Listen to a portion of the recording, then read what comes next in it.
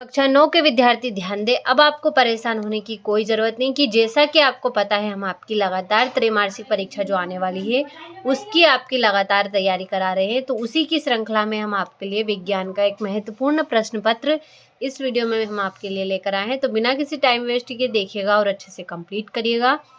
तो देखिए, पहला प्रश्न आपका सही विकल्प चुनकर लिखिए। तो पदार्थ की कितनी अवस्थाएं होती हैं? तो 3। और जिस न्यूनतम ताप पर पिघलकर द्रव बन जाता है वह इसका क्या कहलाता है? तो गलनांक। पदार्थ की किस अवस्था में कणों के मध्य न्यूनतम रिक्त स्थान होता है? तो ठोस। सर्वाधिक विसरण गुण वाला पदार्थ है तो गैस होगा। 2 या 2 से अधिक पदार्थों का संगम मिश्रण कहलाता है तो विलयन कहलाता है। और वायु एक विलयन है तो गैस में गैस का। तो देखिए, इस तरीके से पहला प्रश्न आपका अच्छे से आंसर सहित कंप्लीट हुआ। अगला आपका रिक्त स्थान भरिए। तो जीवन की मूलभूत इकाई कोशिका होती है। पदार्थ में जल का संगठन जाइलम ऊतक द्वारा होता है। समसूत्री विभाजन पैतृक कोशिका में होता है। पौधों की पत्तियों में पाए जाने वाले छिद्र जिनसे गैसों का आदान प्रदान होता है रंध्र कहलाते हैं। अनैच्छिक पेशियों को अतिरिक्त पेशी भी कहते हैं।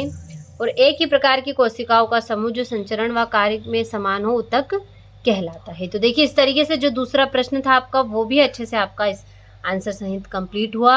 अगला आपका एक वाक्य में उत्तर लिखिए। तो दाब का मात्रक क्या है? तो पास्कल होगा। निलंबन का प्रकार विलयन होता है तो इसका आंसर आपका नहीं हो पाया है। डीएनए का पूरा नाम क्या है? तो डीऑक्सी न्यूक्लिक अम्ल है। कोशिका विभाजन कितने प्रकार का होता है? तो 2 प्रकार का। मरुस्थलीय पौधों में किस प्रकार के रंध्र पाए जाते हैं? तो सूक्ष्म रंध्र। एक गाड़ी का ओडोमीटर किसका मापन करता है? तो गति का। तो देखिए, इस तरीके से आपका तीसरा प्रश्न कंप्लीट हुआ। चौथा है आपका सही जोड़ी बनाइए। तो गति का तृतीय नियम तो इसका हो जाएगा आपका क्रिया बराबर प्रतिक्रिया। चाल तो इसका होगा आपका दूरी बटा समय। त्वरण तो इसका होगा वेग में परिवर्तन बटा लिया गया समय। गुरुत्वीय त्वरण तो इसका हो जाएगा आपका स्वतंत्र रूप से गिरती वस्तु। जड़त्व गति का प्रथम नियम। गति का द्वितीय नियम तो इसका होगा F=ma। तो देखिए, तीसरा प्रश्न भी आपका आंसर सहित अच्छे से कंप्लीट हुआ। चौथा भी आपका हुआ। तो अब बढ़ते हैं हमारे अगले प्रश्न की ओर, जो कि है 5वां आपका सत्य सत्य लिखिए। तो मोमबत्ती का जलना भौतिक परिवर्तन है तो सत्य होगा।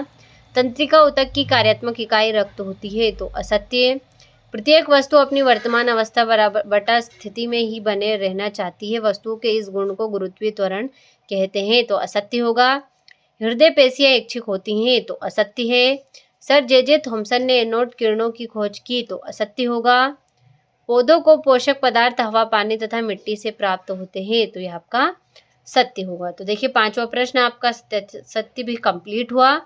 अगला प्रश्न आपका एलपीजी व सीएनजी का पूरा नाम लिखिए। यह हो गया आपका 7वां प्रश्न। 8वां मिश्र धातु किसे कहते हैं?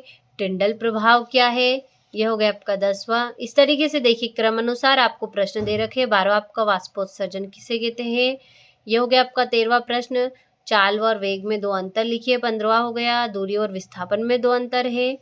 इस तरीके से सारे बहुत ही महत्वपूर्ण प्रश्न आपको इस पेपर में देखने को मिलने वाले हैं। तो देखिए, ये हो गया आपका 17वां प्रश्न। 18वां हो गया। ये हो गया आपका 19वां। पादप कोशिका का नामांकित चित्र बनाना है आपको। 20वां हो गया। 21वां भौतिक एवं रासायनिक परिवर्तन को परिभाषित कीजिए। 22वां न्यूरॉन का नामांकित चित्र बनाइए। और ये हो गया आपका 23वां प्रश्न। तो देखिए, इस तरीके से इस पेपर में आपको कुल 23 प्रश्न देखने को मिलने वाले हैं। सारे ही इंपॉर्टेंट प्रश्न हैं आपके। तो बिना किसी डाउट के सारे प्रश्नों को अच्छे से बिना किसी टाइम वेस्ट किए कंप्लीट करिएगा। आपकी त्रैमासिक परीक्षा में बहुत मदद करने वाले हैं। तो बिना किसी टाइम वेस्ट के देखें, कंप्लीट करें। इसी तरह हम आपकी बाकी भी सब्जेक्ट में त्रैमासिक की लगातार तैयारी करा रहे हैं। तो आपको अगर उनमें भी किसी भी सब्जेक्ट में डाउट हो तो आप क्लियर कर सकते हैं। तो अच्छे से सारे प्रश्नों को कंप्लीट करें।